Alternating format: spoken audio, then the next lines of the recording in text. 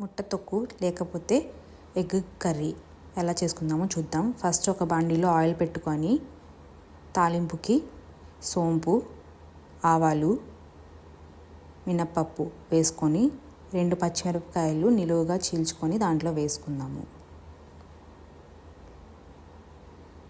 అలానే ఉల్లిపాయలు, టొమాటో,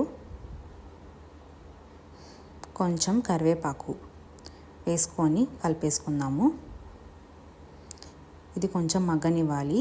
మగ్గుతూ ఉండగా మసాలాకి కావాల్సిన దినుసులు వేసేసుకుందాము.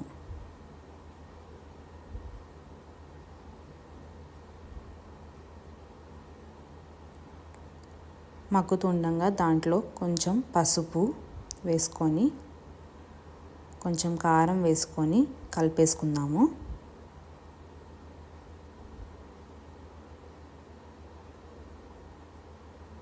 అలానే మనకి కావాల్సిన నీళ్లు పోసుకుందాము. నేను ఒక గ్లాస్ నీళ్లు పోసాను.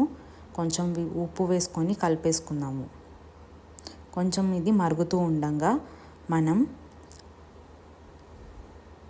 ఎగ్స్ని ఉడకపెట్టుకొని హాఫ్గా కట్ చేసుకొని పక్కన పెట్టుకుందాము.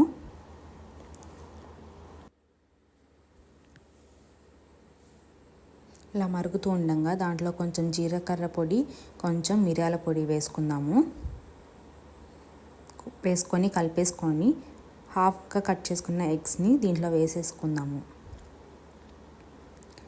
నేను చింతపండు తీసుకోలేదు. పులుపుకి టొమాటో పులుపు సరిపోతుంది. కావాల్సిన వాళ్ళు చింతపండు పులుసు పోసుకుంటే ఇంకా టేస్ట్ వస్తుంది. సో ఇలాగా కొంచెం చిక్కబడేదాకా ఉంచుకొని తీసేసుకుంటే సరిపోతుంది. వేడివేడిగా గుడ్డు పులుసు లేకపోతే ముట్ట తొక్కు రెడీ.